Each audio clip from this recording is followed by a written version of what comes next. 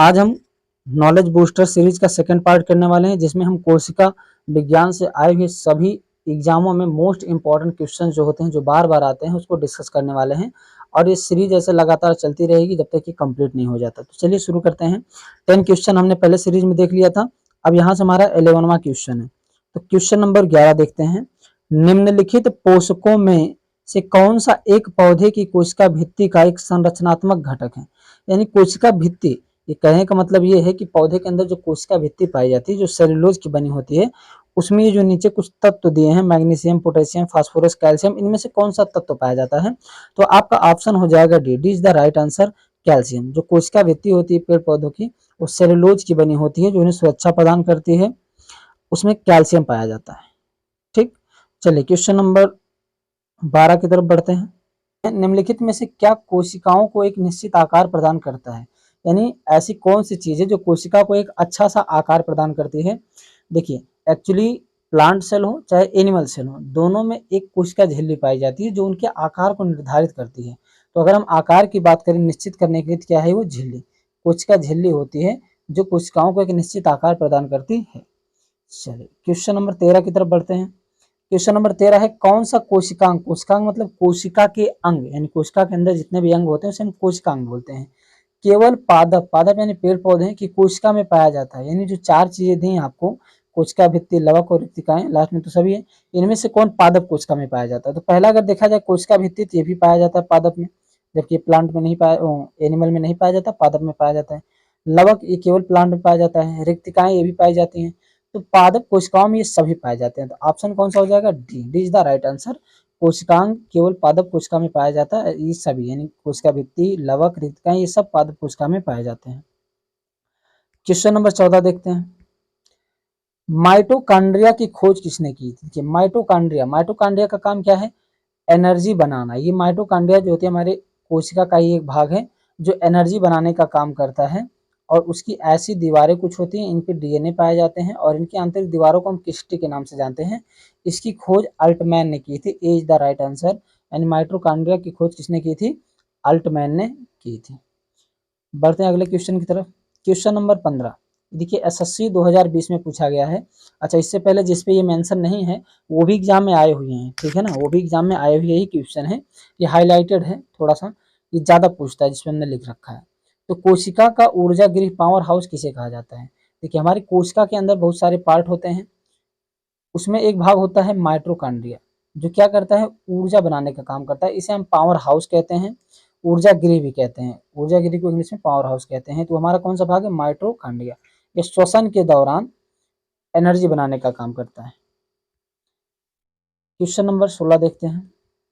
यदि माइटोकॉन्ड्रिया, यहाँ थोड़ा सा मिस्टेक हो गया लिखने में, माइटोकॉन्ड्रिया है, काम करना बंद कर दे तो कोशिका में कौन सा कार्य नहीं होगा? यानी माइटोकॉन्ड्रिया अगर अपना काम ही बंद कर दे, माइटोकॉन्ड्रिया का काम क्या है? ऊर्जा बनाना। ऊर्जा कब बनाती है? श्वसन के दौरान। जब हम सांस लेते हैं तो सांस लेने के दौरान ये क्या बनाती है? एनर्जी बनाती है एक प्रकार की। और उस एनर्जी से हमको क्या मिलता है? ग्लूकोज मिलता है। उसी ग्लूकोज से हम जिंदा रहते हैं, वो भी एक एनर्जी का फॉर्म में होता है। तो 38 एटीपी मिलकर ग्लूकोज बनाते हैं। तो ये ऑक्सीकरण अपक्रिया होती है जब सांस हम लेते हैं। तो माइटोकॉन्ड्रिया काम करना बंद कर दे तो कोशिका में कौन सा कार्य नहीं होगा? भोजन का ऑक्सीकरण नहीं होगा। भोजन मतलब ये नहीं जो हम खाते हैं, उससे मिली हुई एनर्जी जो ग्लूकोज के फॉर्म में रहती है, वो उसका ऑक्सीकरण नहीं होगा। बस समझ में आ रहा है? क्वेश्चन नंबर 17 देखते हैं।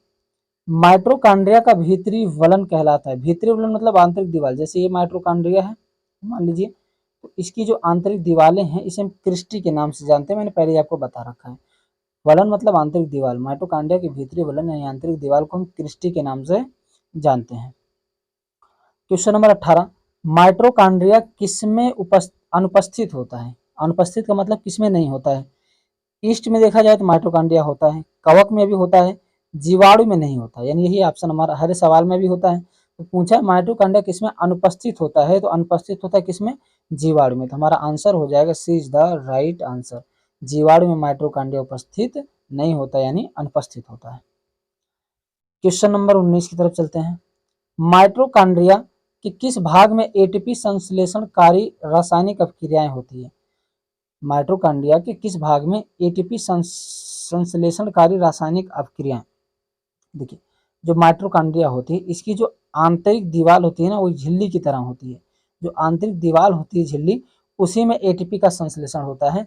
एक्चुअली इसमें होता क्या है ना कि 38 एटीपी मिलकर 38 एटीपी मिलकर एक ग्लूकोज का निर्माण करते हैं और यही एक ग्लूकोज हमारे लिए ऊर्जा का काम करती है। एटीपी को हम ऊर्जा की मुद्रा कहते हैं। इसका full form adenosine try P से फास्फेट होता है। तो माइटोकॉन्ड्रिया के किस भाग में एटीपी संश्लेषणकारी रासायनिक अपक्रिया होती है? तो हो जाएगा आंतरिक झिल्ली में, माइटोकॉन्ड्रिया के आंतरिक झिल्ली में। आई होप आपको समझ में आ रहा होगा। बढ़ते हैं question number 20 and last question है। देखिए सीडीएस में पूछा हुआ है, मोस्ट इंपॉर्टेंट क्वेश्चन है, बार बार पूछता है। निम्नलिखित में से किस कोशिका अंगक, कोशिका अंगक मतलब कोशिका के जो अंग हैं, में डीएनए होता है? गाल्जी उपकरण में इसमें तो नहीं होता, लाइसोसोम में नहीं होता, इसमें नहीं होता, माइटोकॉन्ड्रिया में होता है। तो B is the right answer, यानी माइटोकॉन्ड्रिया के अंदर क्या होता है? डीएनए होता है। राइबोसोम में पाया जाता है 70S वाला। आई होप आपको समझ में आ गया होगा।